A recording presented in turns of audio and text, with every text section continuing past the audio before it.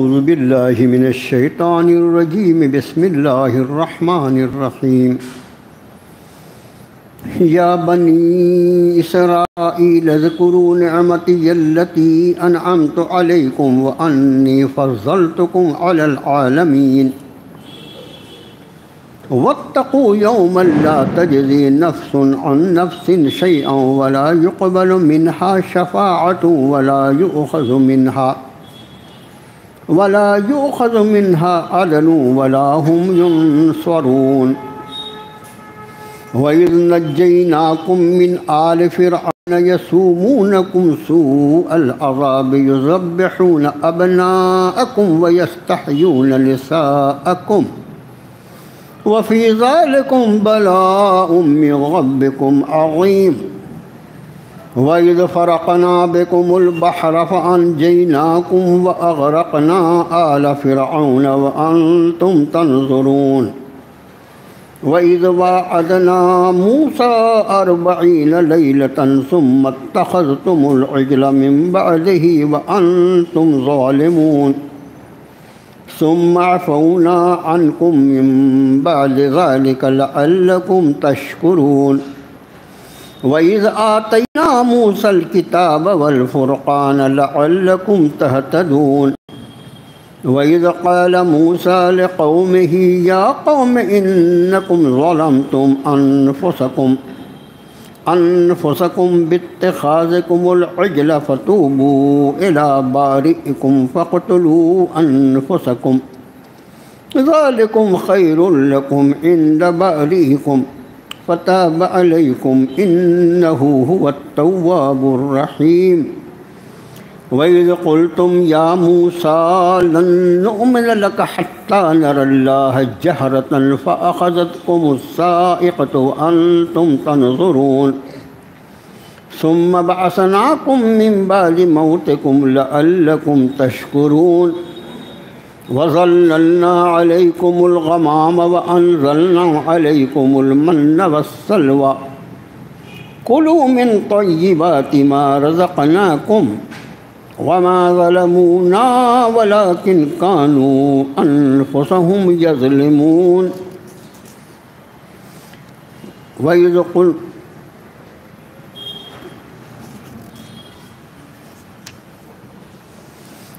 قلنا ادخلوا هذه القرية فكلوا منها حيث شئتم رغدا وادخلوا الباب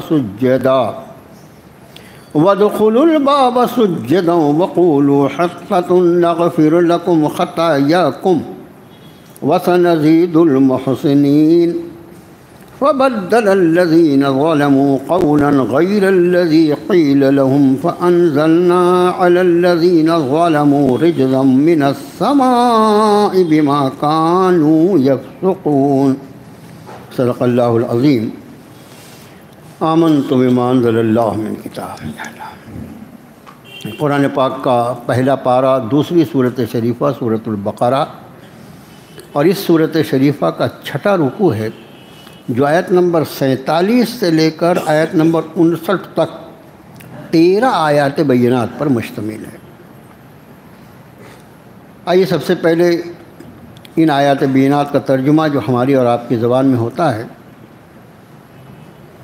اے بنی اسرائیل، یاد کرو میری نعمت، وہ جو میں نے انعام کیا تھا تم پر، اور یہ کہ میں نے تمہیں سارے جہانوں پر فضیلت عطا فرمائی تھی، اور ڈرو اس دن سے کہ جس دن کوئی نفس کسی نفس کے بدلے میں کچھ نہیں دے سکے گا، اور نہ ہی ان سے کوئی سفارش قبول کی جائے گی، اور نہ ہی کوئی بدلہ لیا جائے گا، اور نہ ہی ان کی کہیں سے مدد ہو سکے گی۔ اور جب ہم نے تمہیں نجات دی آل فرعون سے، فرعون والوں سے، وہ جو تمہیں بہت ہی بری تکلیف پہنچاتے تھے، وہ ذبح کر دیتے تھے تمہارے بیٹوں کو، اور زندہ چھوڑ دیتے تھے تمہاری بیٹیوں کو، اور اس میں تمہارے رب کی طرف سے بہت زبردست آزمائش تھی۔ اور جب ہم نے تمہارے لیے دریا کو پھاڑ دیا اور تمہیں نجات عطا فرمائی، اور آل فرعون کو ہم نے غرق کر ڈالا، اور وہ سارے منظر تم اپنی آنکھوں سے دیکھ رہے تھے۔ اور جب ہم نے وعدہ کیا حضرت موسیٰ علیہ السلام سے 40 راتوں کا، اور پھر تم نے بچھڑے کو اختیار کر لیا اس کے بعد، اور تم تو ہو ہی ظالم، پھر بھی ہم نے معاف کر دیا تمہیں اس کے بعد تاکہ تم شکر کرو۔ اور جب ہم نے دی جناب موسیٰ کو الکتاب اور فرقان، حق و باطل کو الگ کرنے والا، تاکہ تم ہدایت پاؤ۔ اور جب فرمایا حضرت موسیٰ علیہ السلام نے اپنی قوم سے، اے میری قوم، بے شک تم نے ظلم کیا اپنے آپ پر بچھڑے کو اختیار کر کے، سو اب تم توبہ کرو اپنے پیدا کرنے والے کی بارگاہ میں، تم قتل کرو اپنوں کو، یہ بہتر ہوگا تمہارے لیے تمہارے پیدا کرنے والے کے نزدیک۔ پھر اس نے تم پر توجہ فرمائی، اور بے شک وہ تو توبہ قبول کرنے والا، رحم فرمانے والا ہے ہی۔ اور جب تم نے کہا تھا اے موسیٰ ہم ہرگز تم پر ایمان نہیں لائیں گے یہاں تک کہ اللہ کو کھلم کھلا دیکھ لیں، اور پھر تمہیں ایک چنگھاڑ نے پکڑ لیا اور تم اس منظر کو دیکھ رہے تھے، پھر ہم نے تمہاری موت کے بعد تم کو زندہ کیا تاکہ تم شکر کا راستہ اختیار کرو۔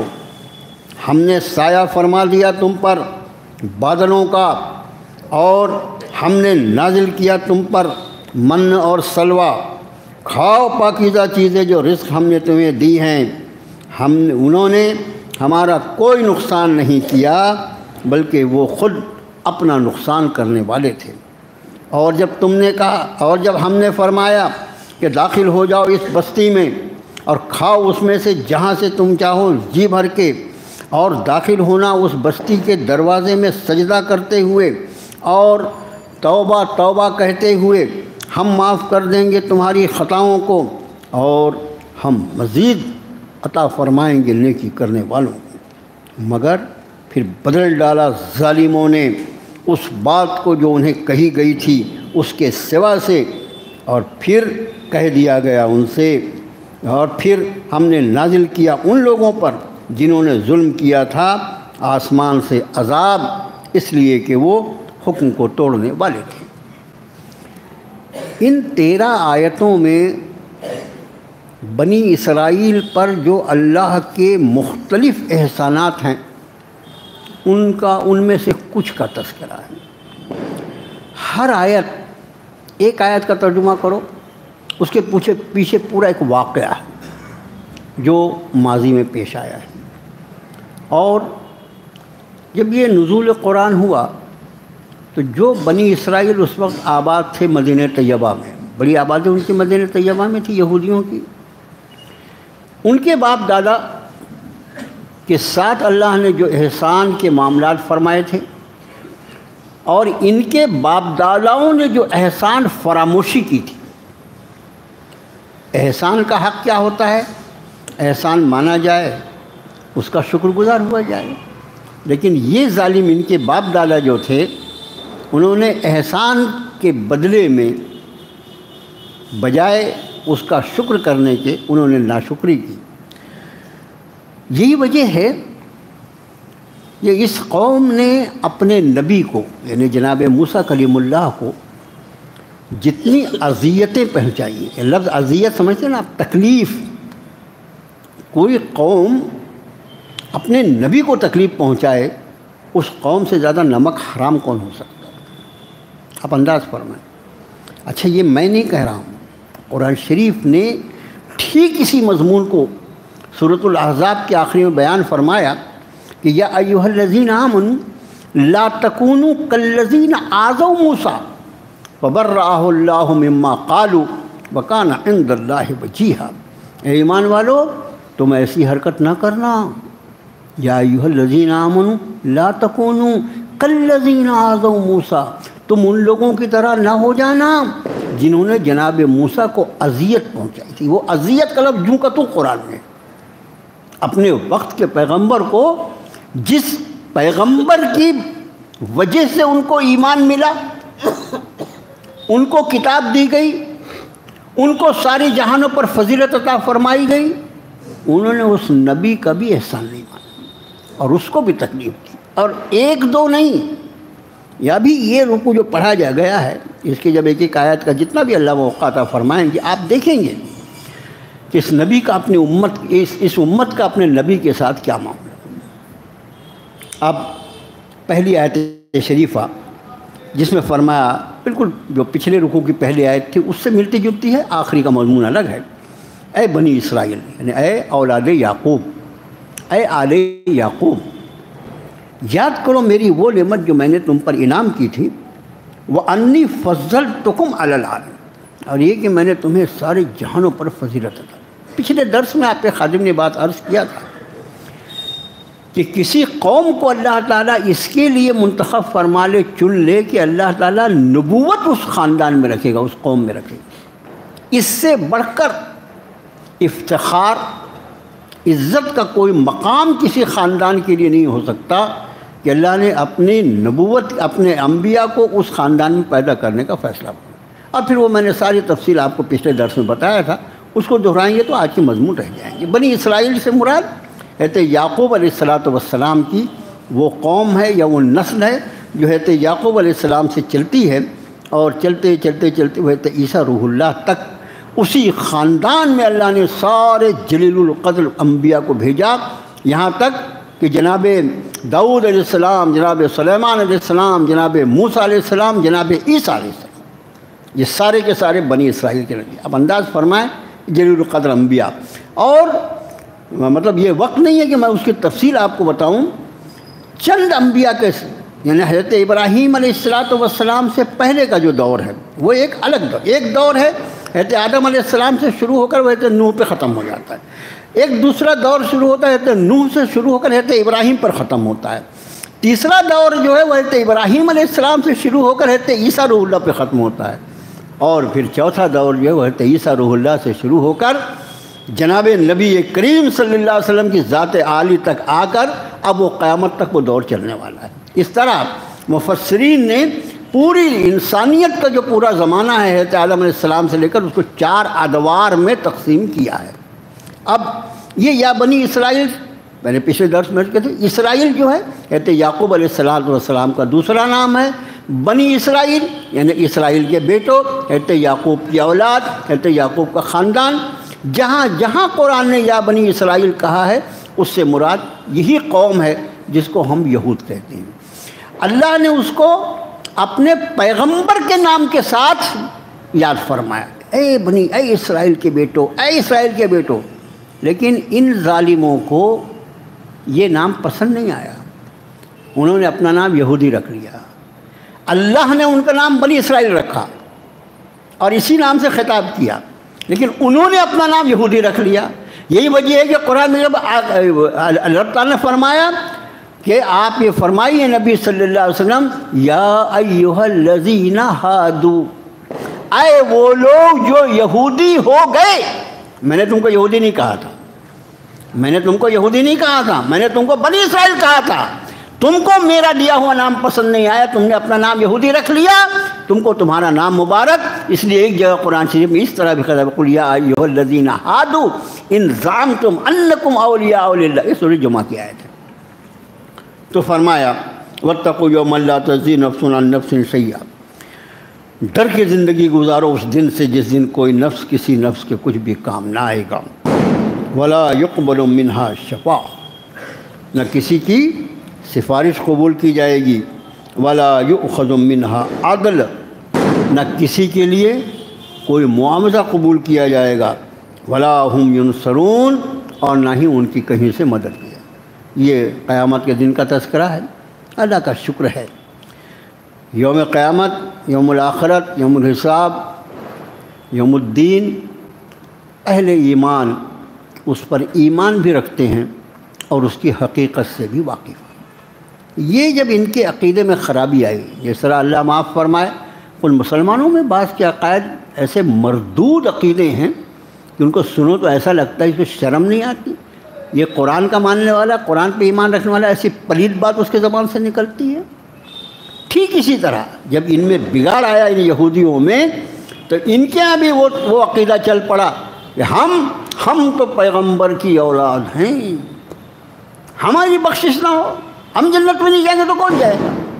ہم پیغمبر کی اولاد ہے نا، حضرت یعقوب یا حضرت اسرائیل دونوں ایک ہی پیغمبر کا نام ہے، یہ اللہ کے پیغمبر تھے نا، جب اللہ کے پیغمبر کی اولاد جب ہیں ہم کیسے جہنم میں جا سکتے ہیں؟ قرآن شریف نے ان کی ایسی خبر لی کہ مطلب وہ مضمون آیت سے ہٹ جائے گا، اس لیے قرآن نے ان کی بات کا جو جواب دیا وہ ایسا جواب ہے، انہوں نے کہا کہ لن يدخل الجنة الا من كان هودا او نصارى، صاحب جنت میں صرف وہی جا سکتا ہے جو یہودی ہو یا نصرانی۔ اپنے ہیں ہمارے بھی ہے نا، فلاں خاندان میں پیدا ہو گیا، اللہ مجھے معاف فرمائے، دینی جماعتیں ہماری جماعت میں آ جاؤ اور جنت میں چلے جاؤ۔ یہ سوچ جو ہے بہت افسوس کے ساتھ کہتا ہوں مسلمانوں کی سوچ نہیں ہو سکتی، یہ یہود و نصارہ کی سوچ ہے۔ لن يدخل الجنة الا من كان هودا او نصارى، کوئی جنت میں نہیں جائے گا، جنت میں جانے کے لیے یہودی بن جاؤ، نصرانی بن جاؤ، جنت میں چلے جاؤ۔ رب تعالیٰ نے فرمایا ان زعمتم انکم اولیاء للہ من دون الناس فتمنوا الموت ان کنتم صادقین، اگر تمہیں یہ زوم ہے کہ سارے انسانوں کو چھوڑ کر تم ہی اللہ کے بڑے چہیتے ہو، تو فتمنوا الموت، جب تم اللہ کے چہیتے ہو، اللہ کے محبوب ہو، موت کے ساتھ ہی جب تم کو جنت میں داخلہ ملنے کی ضمانت ہے تو موت سے اتنا گھبراتے کیوں ہو؟ موت کی تمنا کر کے بتا دو، فتمنوا الموت ان کنتم صادقین، اگر تم سچے ہو اپنے اس دعوے میں کہ تمہارے سوا کوئی جنت میں جانے والا نہیں ہے۔ اچھا میں آپ سے عرض کروں، مجھے اور آپ کو اگر کسی ذریعے سے اللہ تعالیٰ یہ ضمانت عطا فرما دے کہ تیری ابھی آنکھ بند ہو تجھ کو میں جنت میں ڈال دوں، تو میں اور آپ جینا چاہیں گے کیا؟ بالکل، میں تو اللہ کی قسم کھائے کہتا ہوں کہ میں تو درس پورا بھی نہیں کرنا چاہوں گا، بولوں گا اللہ پاک ابھی درس کے پہلے اٹھا لیجیے۔ کہاں یہ جھنجھٹ کی دنیا، یہ پیشاب پاخانہ دنیا بھر کی پریشانیوں سے بھری ہوئی دنیا، اور کہاں وہ اللہ کی رضا والی جنت، اس کے لیے آدمی ایک منٹ تاخیر کیوں کرے گا؟ اس لیے قرآن نے ان کی دکھتی رکھ پہ ہاتھ رکھا، اگر تم کو اس کا دعویٰ ہے کہ تم ہی اللہ کے محبوب ہو اور تم ہی جنتی ہو تو فتمنوا الموت ان کنتم صادقین، سچے ہو تو موت کی تمنا کر لو۔ تو کیا ہونا چاہیے تھا؟ آ جاتے وہ کھل کے ہم سب دعا کرتے ہیں اللہ ہمیں موت دے دے، ایسا ہونا چاہیے تھا نا۔ مسجد نبی کے سامنے تو بہت بڑا میدان تھا، لیکن ان کو معلوم تھا کہ ہم نے کہیں موت کی دعا کی اور اس نبی برحق نے آمین کہہ دی تو گھر واپس آنا بھی نصیب نہیں ہوگا، وہیں کہ وہیں سلٹ جائیں گے سب۔ اس لیے کہ نبی پر ایمان نہیں لا رہے تھے اپنی نفس پرستی کی وجہ سے، ورنہ نبی کو ایسا پہچانتے تھے، یعرفون کما یعرفون ابناءہم، اس نبی کو ایسا پہچانتے جیسے اپنے بیٹوں کو پہچانتے ہیں۔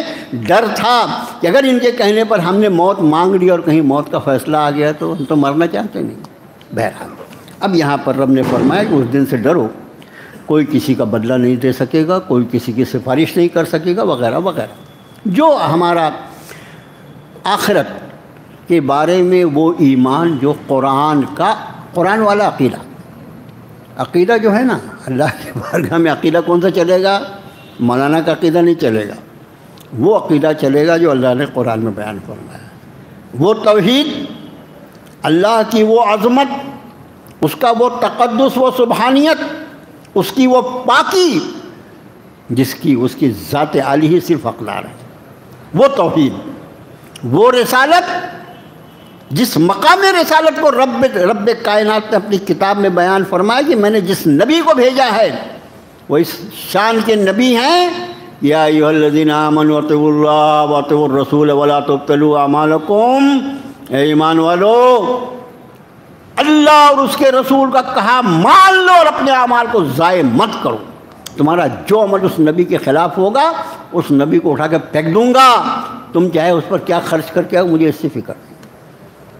یہ عقیدہ نبوت کے بارے میں. اور آخرت کے بارے میں، آخرت کے بارے میں تو وہی عقیدہ جو قرآن نے کہا کہ ایسا حساب ہو کہ نبی کریم صلی اللہ علیہ وسلم کے سگے چچا ابی طالب، جس کو رسول اللہ صلی اللہ علیہ وسلم کی کفالت کے لیے تو اللہ قبول فرما لے.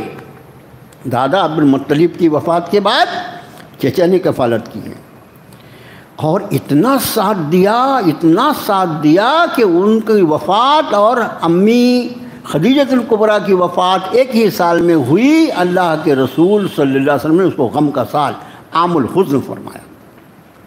جب تک ابی طالب زندہ تھے مشرکین مکہ کی کھلے خزانے آپ پر ہاتھ ڈالنے کی ہمت نہیں تھی. بہت ساتھ دیا، یہ سب کے لیے قبول کر لیا، لیکن ایمان کے لیے قبول نہیں کیا. ایمان کی دولت سے اللہ نے محروم رکھا ان کو.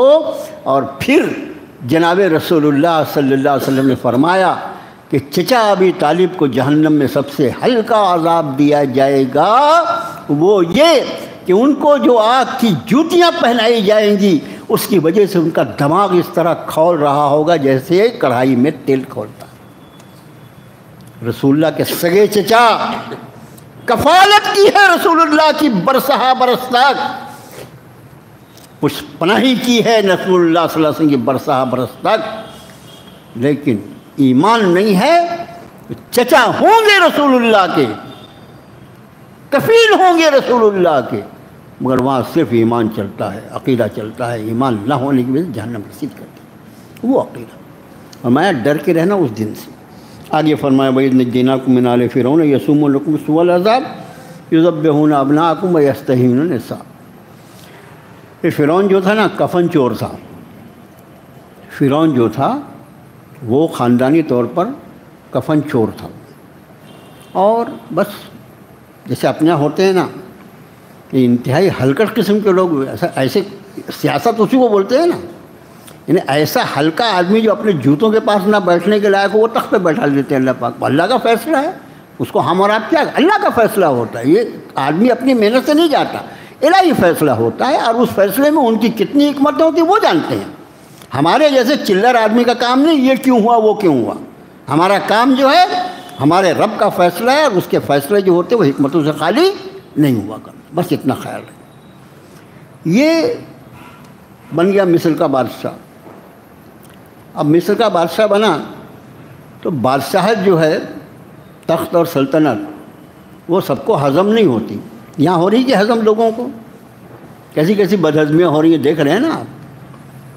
تو وہ تو اس وقت کا تھا بادشاہ، اس نے معاذ اللہ ثم معاذ اللہ سے بادشاہت نہیں کی. آنا ربکم الاعلی، میں تمہارا رب ہوں، اس کا بھی دعویٰ کر ڈالا مردود نے.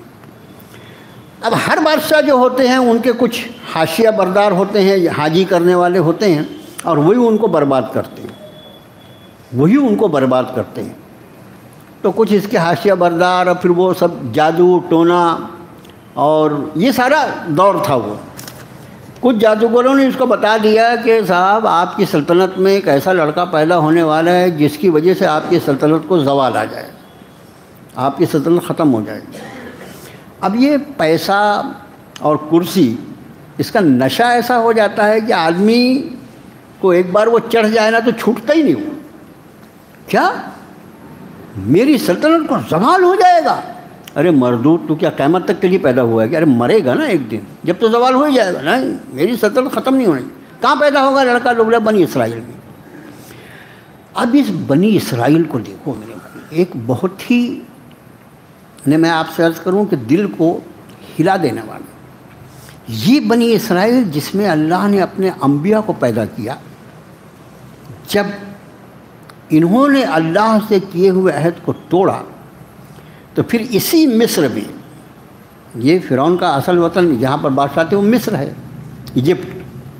اسی مصر میں اس قوم بنی اسرائیل کو اللہ تعالیٰ نے اتنا ذلیل کیا کہ وہ وہاں پر نوکری چاکری کرنے لگے.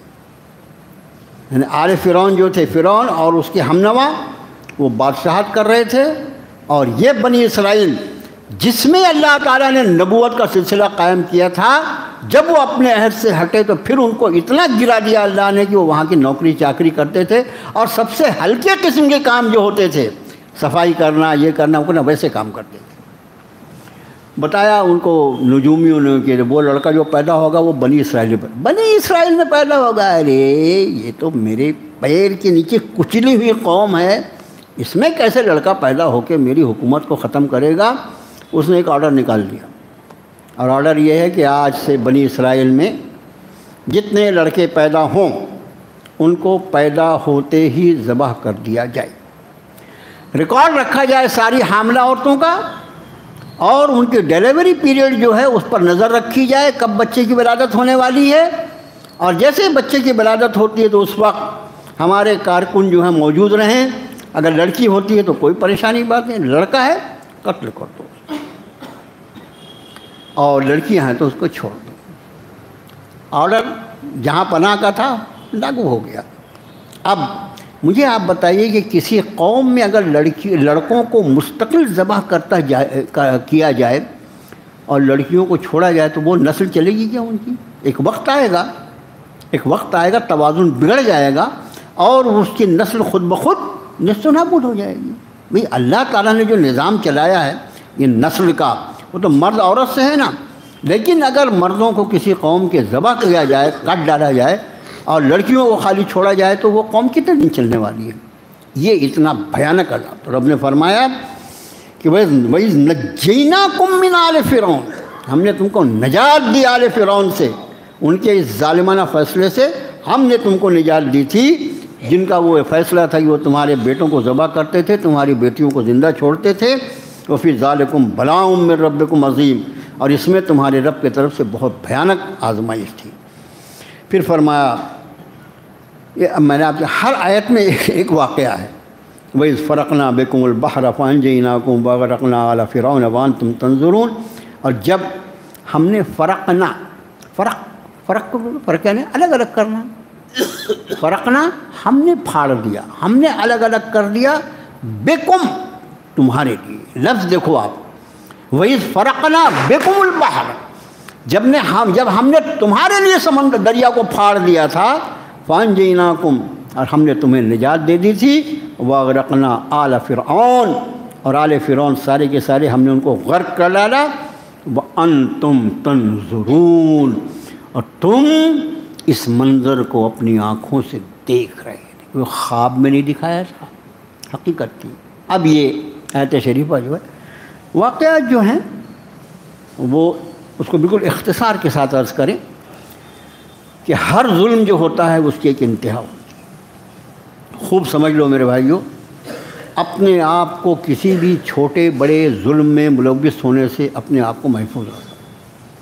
ہر ظلم کی انتہا جو ہوتی ہے بہت خطرناک، ہر ظلم کی انتہا ہوتی ہے۔ کوئی ظالم یہ سمجھے کہ وہ قیامت تک رہے گا، ایسا ممکن نہیں ہے۔ یہ تو تلک ایام نداولها بین الناس، لوگوں کے درمیان ہم دن کو الٹ پھیر کرتے رہتے ہیں۔ تو اس کا جو ظلم چل رہا تھا اس مردود کا، بہرحال اس کی بھی انتہا کا وقت آ گیا۔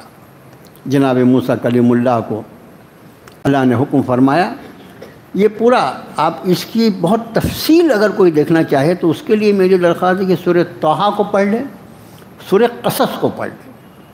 سورہ قصص جو ہے اور سورہ طٰہٰ، یہ پورا کا پورا سیدنا موسیٰ علیہ السلام کے واقعے کو بڑے تفصیل سے بیان کیا اس میں رب تعالیٰ نے۔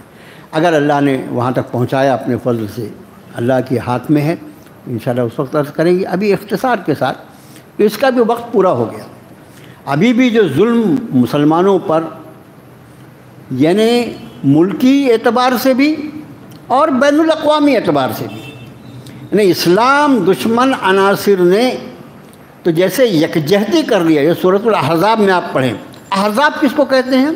احزاب کہتے ہیں ٹولیوں کو، یعنی ساری اسلام دشمن ٹولیاں جو تھیں وہ اکٹھے ہو گئی تھیں، اس لیے اس جنگ کو اس کا نام غزوہ خندق بھی ہے، غزوہ احزاب بھی ہے۔ اور احزاب اس لیے کہا جاتا ہے کہ سارے اسلام دشمن عناصر جو سب اکٹھا ہو گئے تھے، کسی طرح ان کو ختم کر دوں۔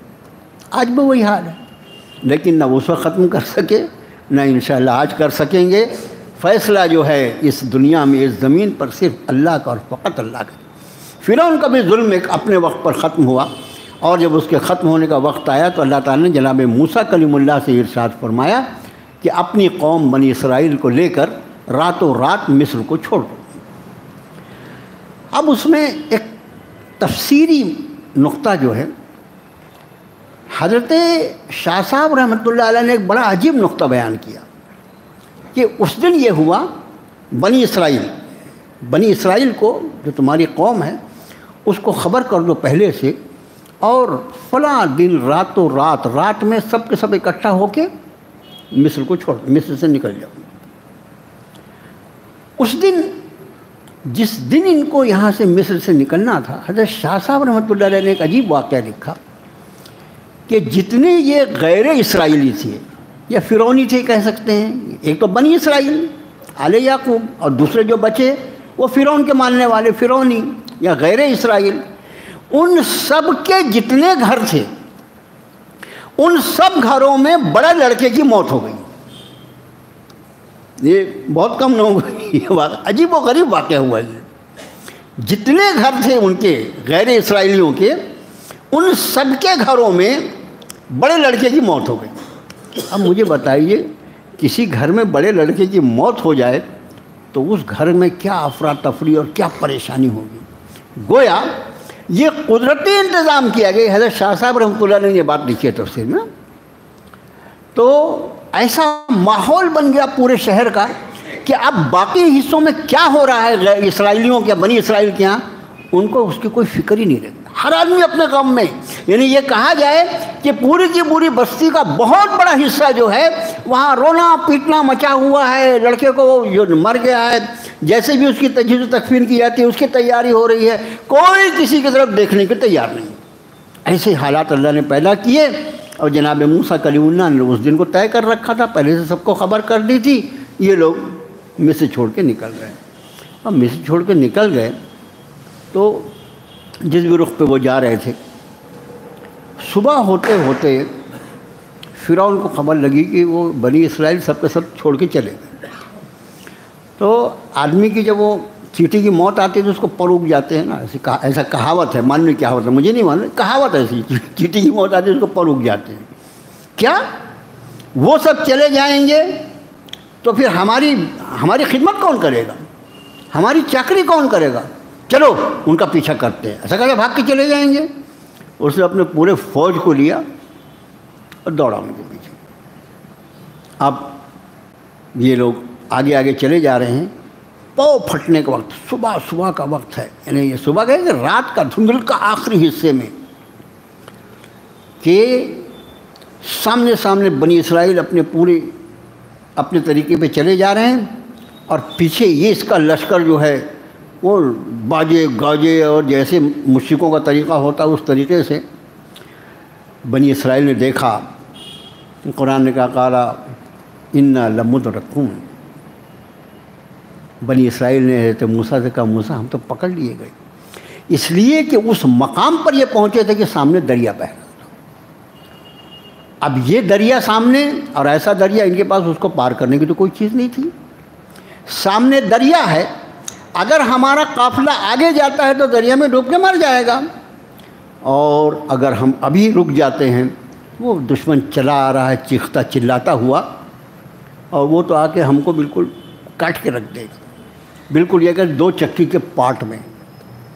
جیسے انہوں نے کہا انا لمدرکون، کہتے موسیٰ فرمایا تو مثلا قال کلا ان ربی معی سیہدین، اور میں تو موسیٰ نے کہا ہرگز نہیں، میرا رب میرے ساتھ ہے، وہ ضرور مجھے راستہ دکھائے گا۔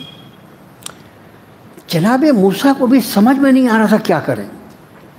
رب تعالیٰ نے حکم فرمایا موسیٰ دریا پر اپنے عصا کو مار دے۔ یہ وہی عصا ہے جو کبھی سانپ بن جاتا ہے، کبھی اژدہا بن جاتا ہے، کبھی باریک سانپ بن جاتا ہے۔ سانپ بنتا ہے یہ معلوم ہے جناب موسیٰ کلیم اللہ کو۔ اب رب تعالیٰ حکم فرما رہے ہیں انضرب بعصاک، تمہارے عصا کو دریا پہ مارو۔ کہتے موسیٰ نے دریا پر عصا کو مارا، اور اس کے بعد جناب موسیٰ کی ضرورت پڑنی تھی کہ اس دریا پر ایک نہیں 12 راستے، 12 راستے، ایک راستہ نہیں تھا، 12 راستے تھے۔ اور پھر اس راستے پر جناب موسیٰ کلیم اللہ، یہ معجزہ تھا جناب موسیٰ کا، اللہ تعالیٰ نے عطا فرمایا تھا، اپنی قوم کو لے کر نکل گئے، قوم کو لے کر دریا کو پار کیا۔ پیچھے وہ سانڈ آ ہی رہا تھا چیختا ہوا، فرعون نام کا۔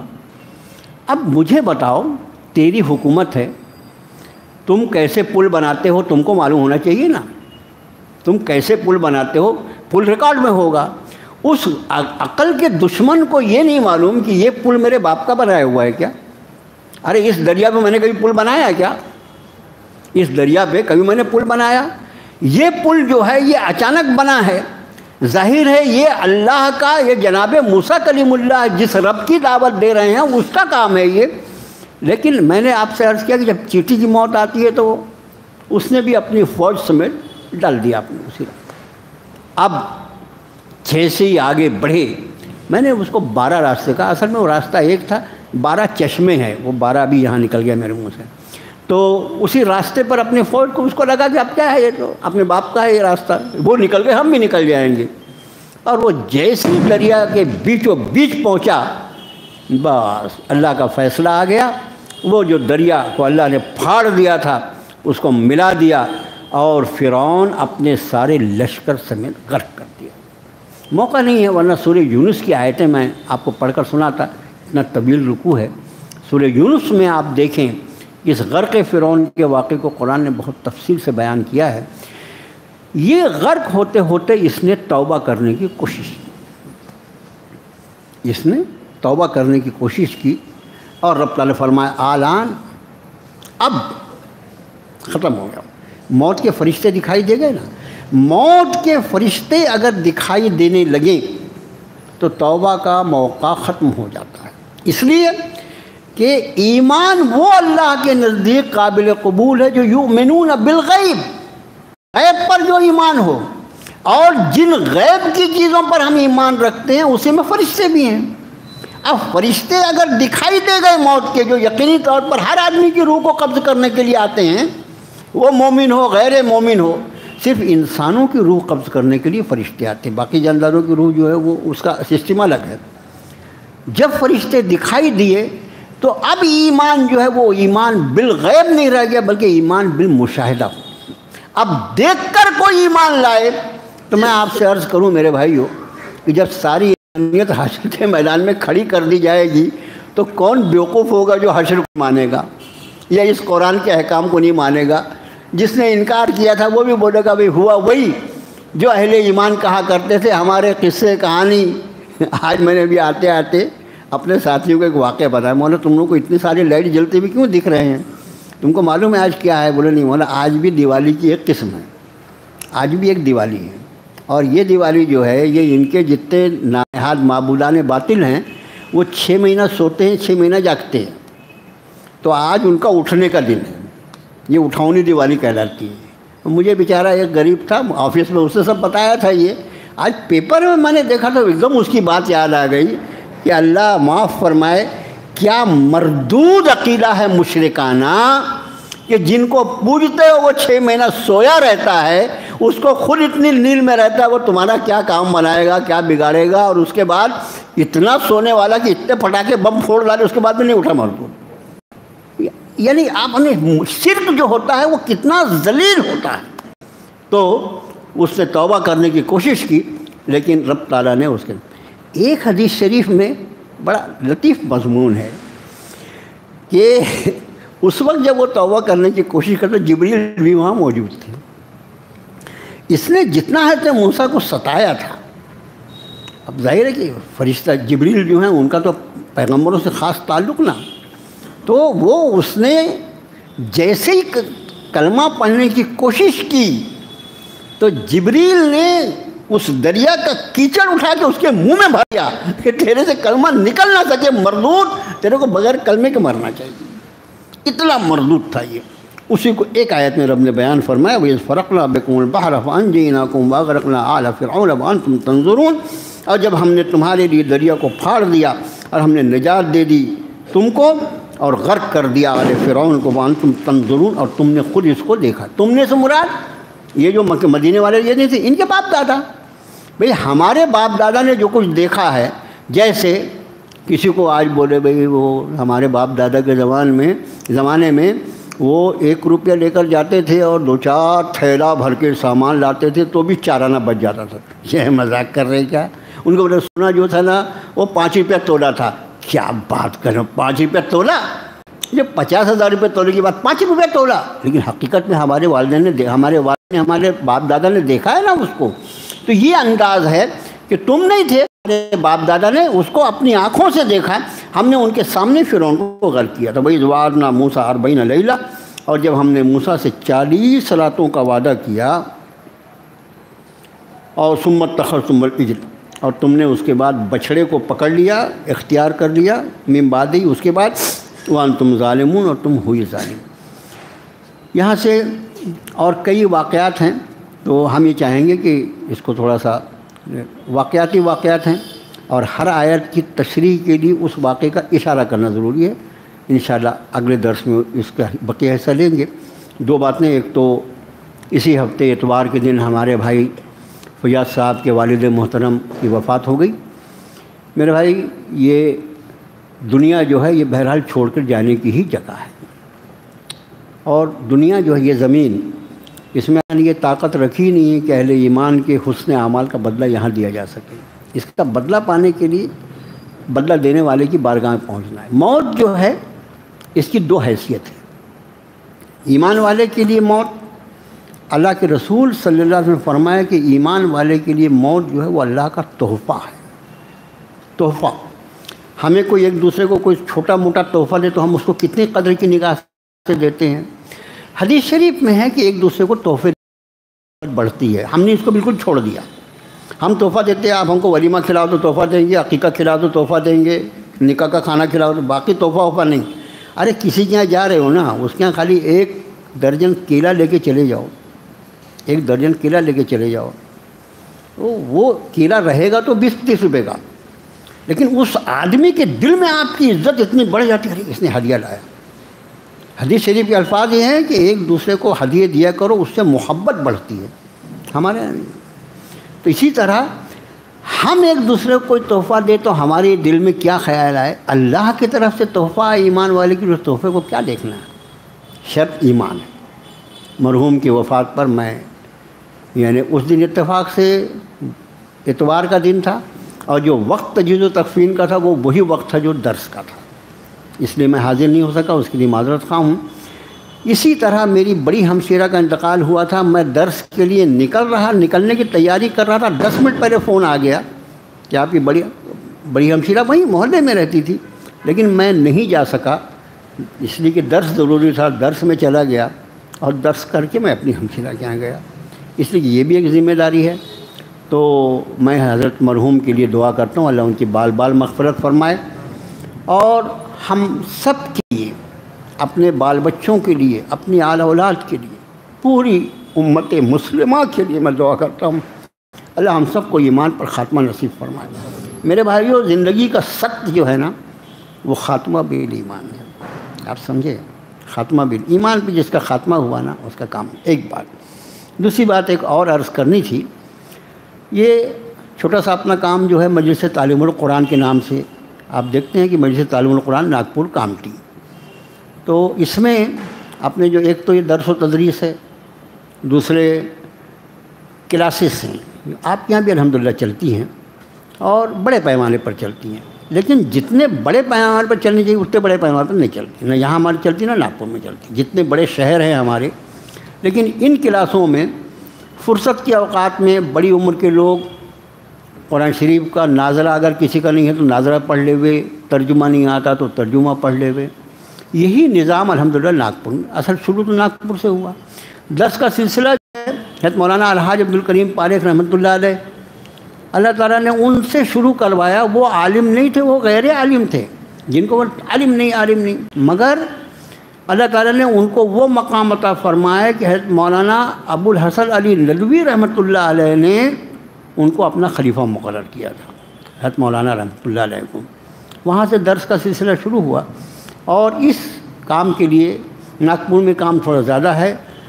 کلاسز صبح سے شروع ہوتی ہیں فجر کے بعد سے، فجر کے 1 آدھ گھنٹے کے بعد سے، تو وہ عشاء کے وقت تک کلاسز چلتی رہتی ہیں۔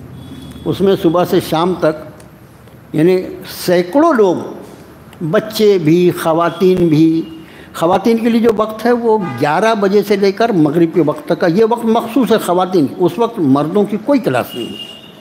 ان کے آنے جانے کا راستہ بھی پیچھے سے ہے۔ خواتین اور ان کی استانیاں سب پیچھے سے آتی ہیں، پیچھے سے جاتی ہیں، لیکن 11 بجے، اس لیے کہ خواتین کی فرصت کا وہی وقت ہوتا ہے بیچاری، کوئی 11 بجے آتی ہے، کوئی 12 بجے آتی ہے، کوئی 1 بجے آتی ہے، کوئی 4 بجے آتی ہے، ایسا کر کے اس طرح خواتین کا سلسلہ چلتا ہے۔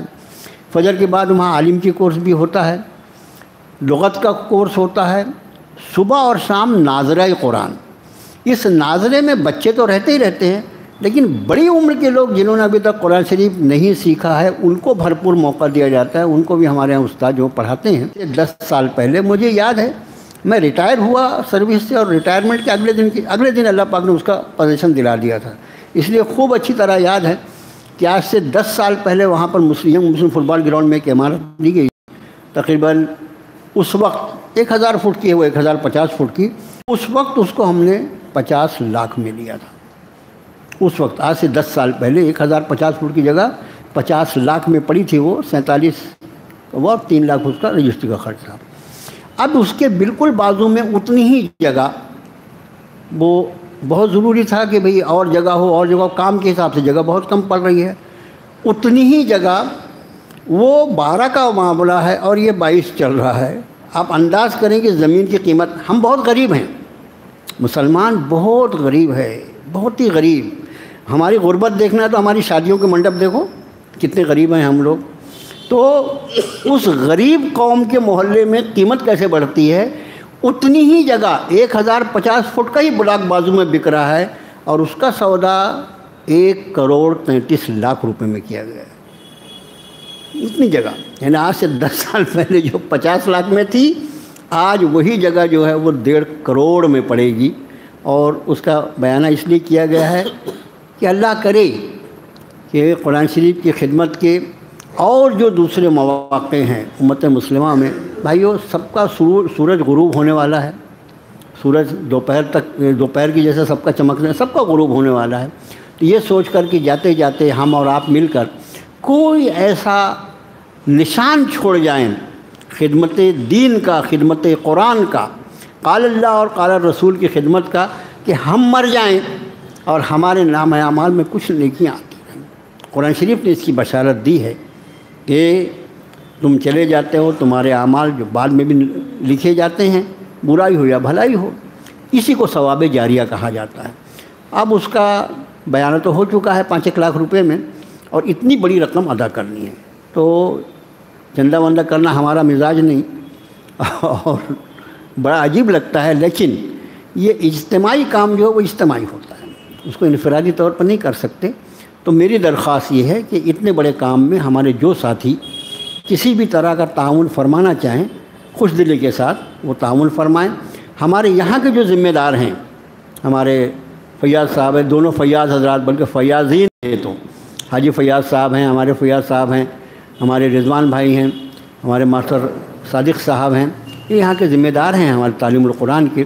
ان حضرات سے رابطہ کر کے جتنا ہو، میرے بھائیوں، اللہ کے رسول صلی اللہ علیہ وسلم نے فرمایا کہ آدمی کہتا ہے میرا مال میرا مال میرا مال، فرمایا اس کا مال وہی ہے جو اس نے کھا کر ہضم کر لیا، اس کا مال وہی ہے جو اس نے پہن کر پرانا کر دیا، اور پھر اس کا مال وہ ہے جو اس نے اللہ کی راہ میں خرچ کر کے اپنے لیے ذخیرہ کر دیا۔ اس کے علاوہ کوئی چوتھا، یہ اللہ کے رسول کا ارشاد ہے، چوتھا کوئی آئٹم نہیں بتا سکتے آپ جو آدمی کا یہ میرا مال، میری بلڈنگ، اگر میرا مال ہے تو میرے ساتھ اس کو قبر میں دفن ہونا چاہیے، میرا تو وہاں سے جنازہ نکلے گا میرے گھر سے، ٹھیک ہے، میرا بینک بیلنس، میری فیکٹری، میری کار، میری سرٹیفکیٹ اور یہ اور وہ، کچھ بھی نہیں، سب چھوڑ کے چلا جاؤں گا۔ اور جو میں اپنا پیچھے مال چھوڑوں گا وہ اگر میرا ہوتا تو میں اس کو استعمال کر چکا ہوتا، وہ میرا نہیں رہے گا، میرے وارثوں کا۔ میرے وارثوں کا ہوگا۔ اپنی زندگی میں ہم کیا خرچ کر سکتے ہیں اپنے لیے؟